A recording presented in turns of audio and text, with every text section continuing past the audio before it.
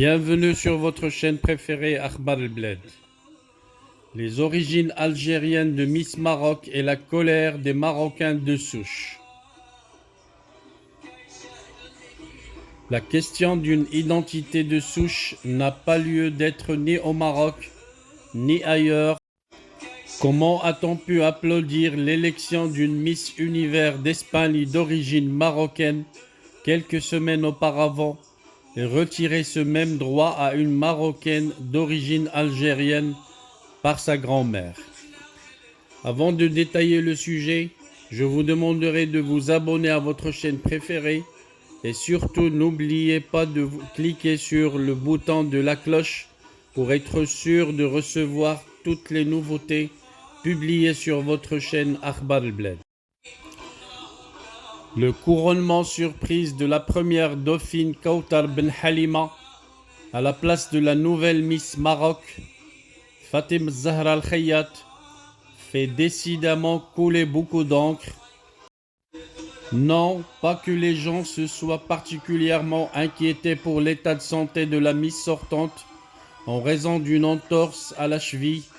Non, car ce qui a déclenché l'ire de la toile jusqu'à aboutir à une pétition pour exiger le retrait du titre de Miss Univers Maroc à la nouvelle venue, c'est la vidéo d'un discours tenu par la nouvelle Miss Kawtar Ben Halima lors du concours Miss Maroc, dans lequel celle-ci évoque sa grand-mère aux origines algériennes quand le jury lui demande de parler d'une femme inspirante à ses yeux. Lors de cet oral, la jeune femme raconte ainsi comment sa grand-mère a fui l'Algérie pendant la guerre pour trouver refuge au Maroc, où elle a appris la couture, et comment par la suite elle a transmis cet art aux autres femmes marocaines, lui permettant ainsi, via ce savoir-faire, d'accéder à l'autonomie. Le sang de certains internautes, chauffé à blanc par l'escalade que le régime algérien alimente contre le Maroc, n'a fait qu'un tour. Comment une Algérienne aurait prétendument enseigné l'art du kaftan, cet habit traditionnel marocain aux Marocaines. Comment une Algérienne aurait libéré les femmes marocaines. Et puis quoi encore? Une Algérienne Miss Maroc? Pas question. Un déchaînement aussi haineux que ridicule qui ne saurait nous laisser indifférents, est-ce pour plusieurs raisons. Primo, à aucun moment dans ses déclarations, Kawtar Ben Halima n'a prétendu asseoir une pseudo-suprématie de ses origines algériennes sur les Marocaines. Sa grand-mère a appris la couture au Maroc et a transmis à son tour ce savoir-faire acquis dans le royaume à ses nouvelles concitoyennes. Où est le problème? Depuis quand la transmission d'un métier est-elle conditionnée par une nationalité? Et quand certains s'offusquent du fait que l'enseignement du savoir-faire aux femmes leur permet d'accéder à l'autonomie et donc à la liberté, vous êtes sérieux les gars? Un petit tour à travers le Maroc, votre pays, vous permettrait de vous rendre compte que oui, les femmes accèdent à l'autonomie financièrement en travaillant. Rien de nouveau sous le soleil. Qu'est-ce qui est dérangeant là-dedans? Que l'enseignante formatrice soit étrangère? Dans ce cas-là, fermons les écoles étrangères à travers le Maroc.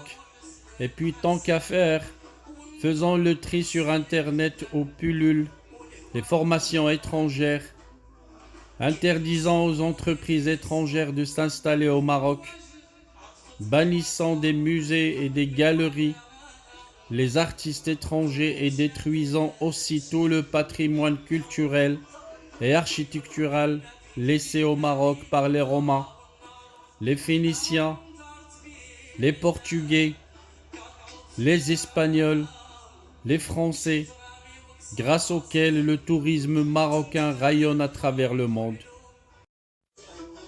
cadenassant bien le tout pour veiller à une propagation d'un savoir marocain transmis entre Marocains de souche.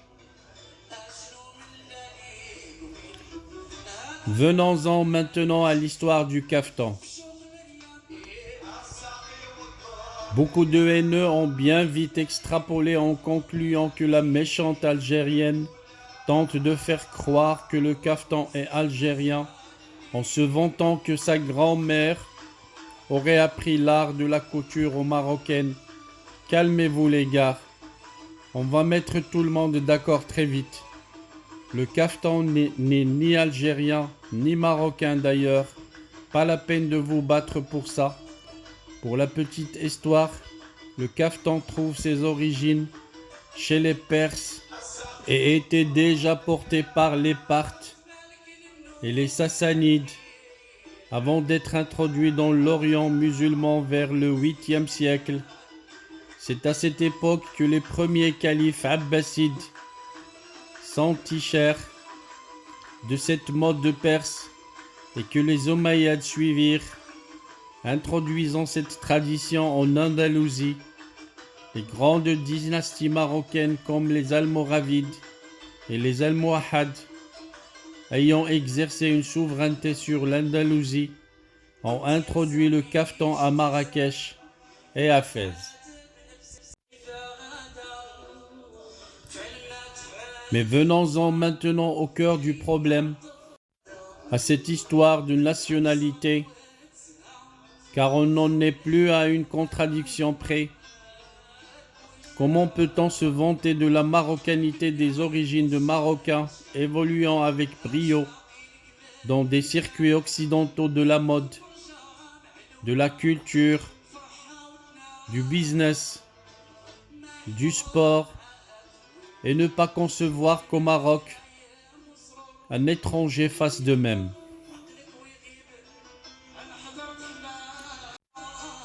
Comment a-t-on pu applaudir l'élection d'une Miss Univers Espagne d'origine marocaine quelques semaines auparavant et retirer ce même droit à une Marocaine d'origine algérienne par sa grand-mère?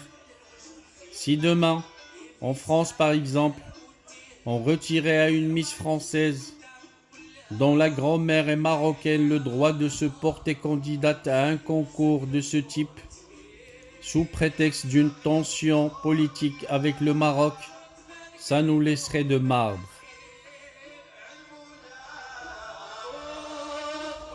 Laissons ce discours de haine à la junte qui dirige l'Algérie.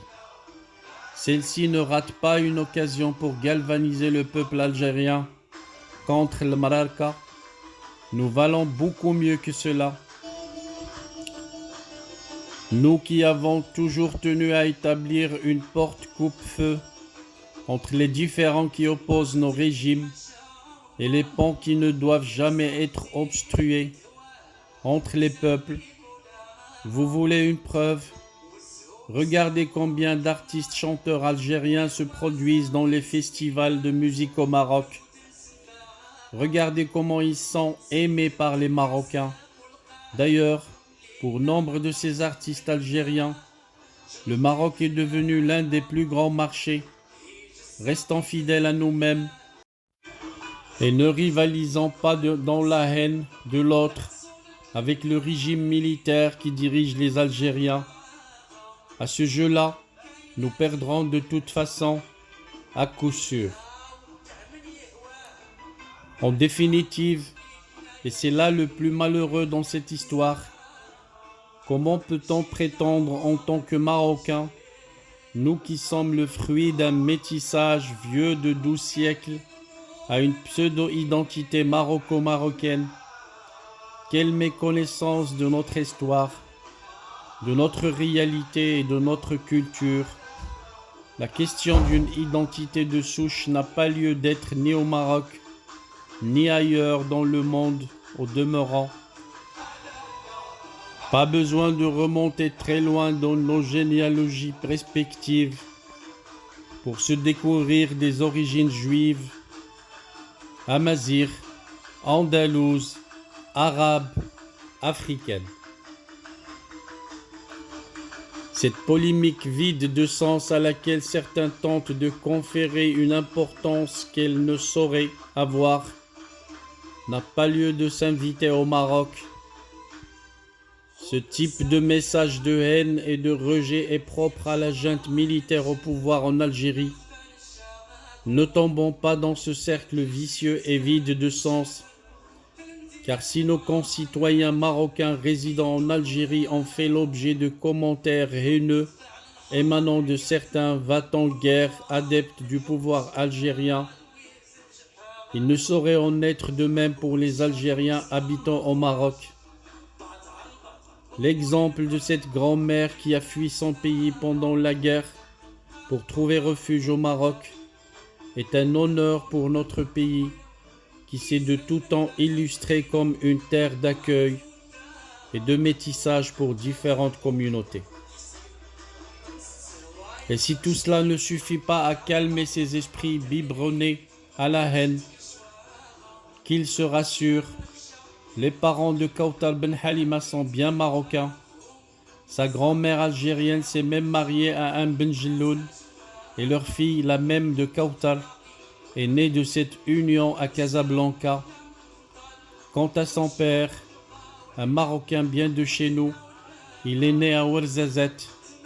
Tout cela est-il suffisant pour garantir sa marocanité et laisser cette jeune femme accomplir son rêve de représenter son pays, le Maroc, en Israël?